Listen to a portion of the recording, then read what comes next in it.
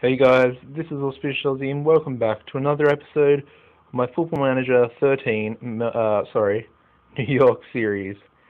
Today we are versing Houston Dynamo in the live com, but of course it is a new season. We've finished the drafts, finished playing the friendly games, finished making transfer activity, and there's been a lot of it.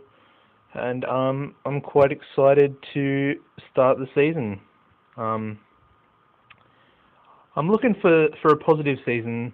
I mean, my minimum goal would be the playoffs or even the wild cards. So top five in the Eastern Conference is what I'm aiming for this season. But I don't see why I can't win the conference, to be honest. A team of New York's quality should be doing that, should be competing for the top spot, and that's what I hope to be doing this season. Sorry. But let's get into transfers first of all. I think I know there is a lot of activity to get through, and as you can see, we have let quite a few players go, but brought in about the same amount of players.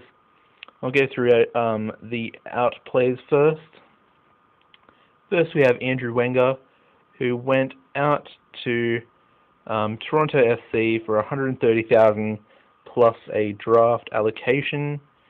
Next was John Kempkin, who went to Real Salt Lake for 190,000 plus a draft allocation. We then let Daniel Lloyd. We released him on a free transfer. His contract ran out, and he's nowhere near the quality that I need in my first team or even in the reserves, to be honest. He's quite old as well.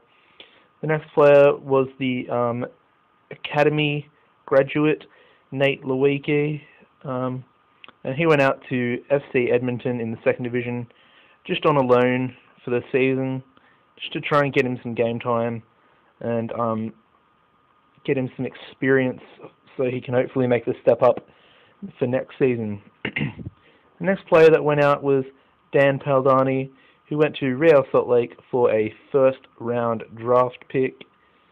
Didn't really feature in my plans. 32 years old. Wanted just to get rid of him, to be honest. The next player was Emmanuel Espana, who went to Fort Lauderdale Strikers. Yeah, just on a loan deal. He is 16, so just wanted to get him some game time, like Lewicki, and hopefully he'll be able to make the step up for next season. The next player was Lee Sung-hee, the defensive midfielder, who went to Chicago for 190,000. Decent player, but I have brought in a few better players. The next player that went out was Eric Alexander, who went to Seattle for 190,000 plus one permanent international slot. So I now have 11 international slots forever. Well, I think they are. But as you can see, he was our best player.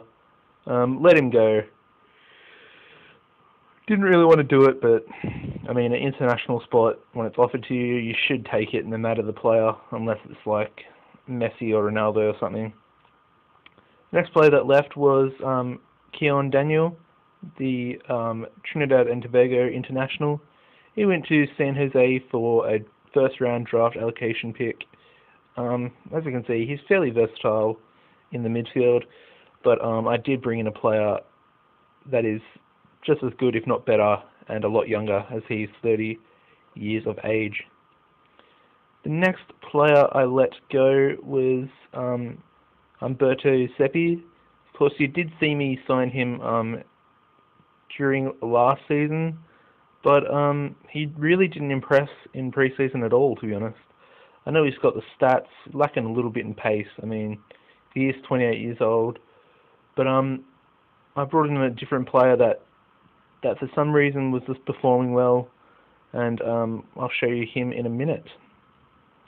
The final player to be let go was Kenneth Zahor, the other striker, the Ivorian, He was waived as well, but Colorado picked him up in the draft, so we will probably be versing him this season. Now, the players we brought in were Ruben Rodriguez from the Red Bull Academy. Decent little player, as you can see. Left-footed as well. We then had the draft, and we brought in Godfrey Mputhi, left midfielder, left winger. We then brought in Jean Alberto Calderon, centre midfielder. That was one of the reasons why I let Alexander go. And the final player of the draft that we brought in was Jeremy Marino. As you can see, quality striker. We'll probably play a lot of first team football this season. If not, I will send him out on loan. But as you can see, he does need a bit of pace just to get him to that next level. But he should be a future captain for the club. And then, sorry guys, and then we signed quite a few free transfers, and one of them you guys will know. We first signed Robin Meyer, the Dutch player, Dutch centre midfielder, just a backup centre midfielder for the season, 22 years old, hopefully be able to sell him, make a profit. The next player we brought in was Neni Okanastasi. You did see me set up this deal at the end of last season sometime. Quality right back, and only 20 years of age. Of course, he's already international for Congo, so that's great experience added to the club. The next player, of course, you will all know, is Saeed Youssefi from my Melbourne Heart team last year. For some reason, he was released by Melbourne Heart. I have no idea why, but I wasn't complaining. He is on my favoured personnel, or I'm on his favoured personnel list, and as you can see, nothing's changed about him. Still an absolute quality player, and he can also play out on the left if needed be. The next player I brought in was Kevin Quinones, the Mexican. As you can see, quality left winger, left midfielder.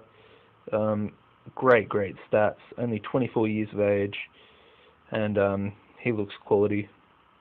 And of course, the last two players were the players we let go in the waiver draft. They were just surplus to requirements. And yeah, that didn't seem to have one of the players in it. Of course, one of the players I did bring in was Sasa. Is it Sasa or Sasha? I'm not sure. We'll just say Sasha. Sasha Budalik, the Canadian striker. Sorry. He's already become the vice-captain of the club with his great influence and determination.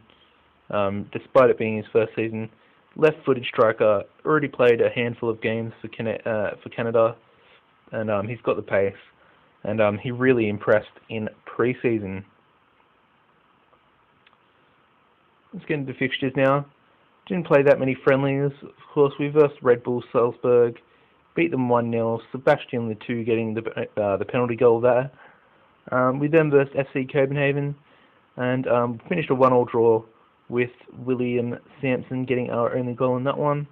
We then versed Angie Machakolka, or whatever it's called, and they beat us 3-1 with Sasha Budalik getting our only goal in that one.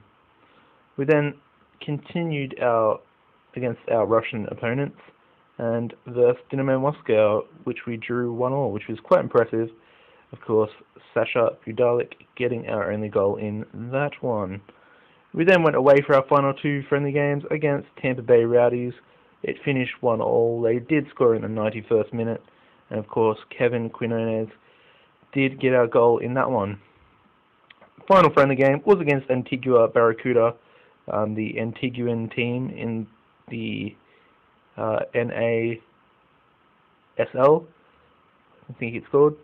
And of course, Sasha Budalik did get the brace in that one, with Manuel Lopez getting one for himself.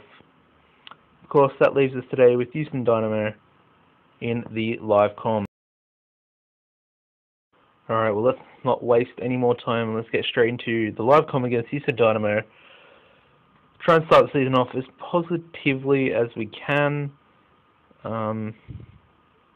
As you can see, this is the formation I'm going for. I'm going to continue playing the, well, it's basically a 4-5-1 with Budalik up front.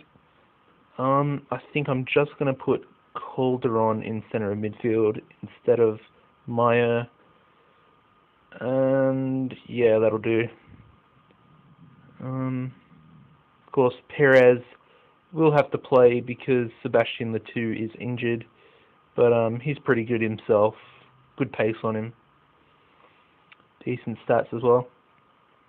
Need to put a midfielder on the bench.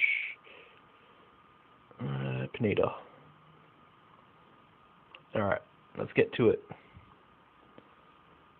10 squad numbers.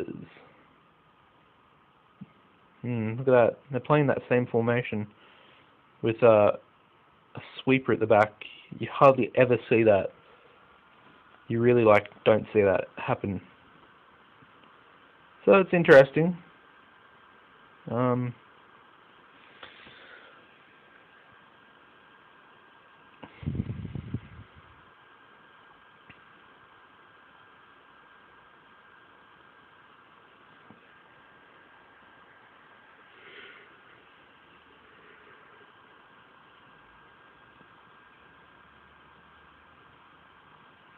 Alright, we're in possession. Calderon, out to Perez. Laser back to Anastasi.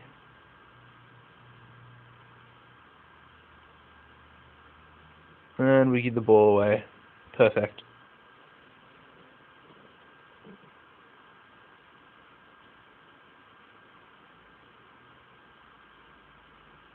Oh, good tackle, Yusefi.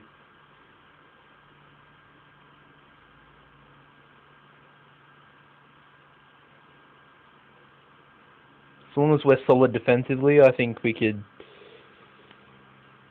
And as soon as I say solid defensively, we concede a bloody goal, don't we?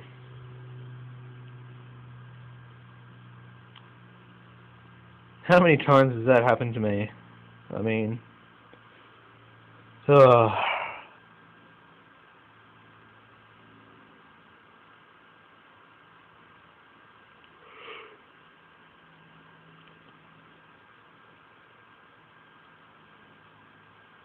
and that'll be half time.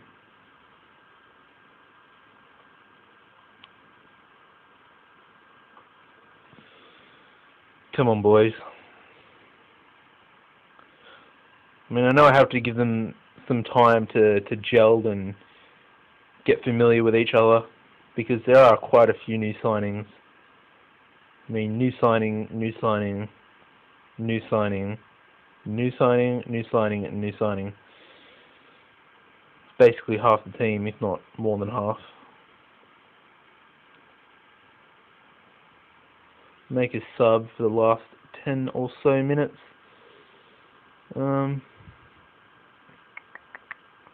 Bring in Puthi on.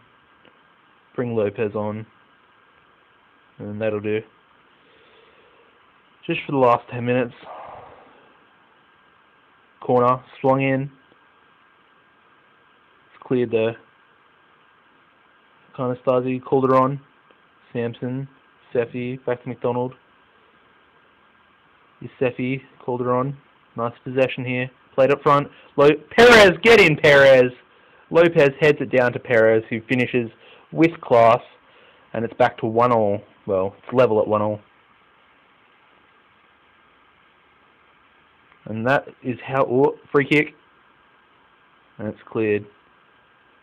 We've started the season off, guys, with a 1-1 draw. Decent little 1-1 draw. We left it late, though. But, it's a positive result, to be honest. A positive result. We actually dominated them, which is quite surprising. But I'll show you the next fixtures and when the next live con will be. We have Columbus Crew away, Seattle Sounders away, FC Dallas at home, DC United at home, Real Salt Lake at home, Columbus Crew at home, Philadelphia Union at home, New England away, and I hope you guys join me back for the next episode against the Philadelphia Union. I know it's quite a few games to play, but it should be an interesting game in the next episode against Philadelphia. So I hope you guys join me back. I've been Auspicious Aussie, guys. If you haven't liked the video, and of course if you haven't already, I don't know why you haven't, but you have to subscribe, guys.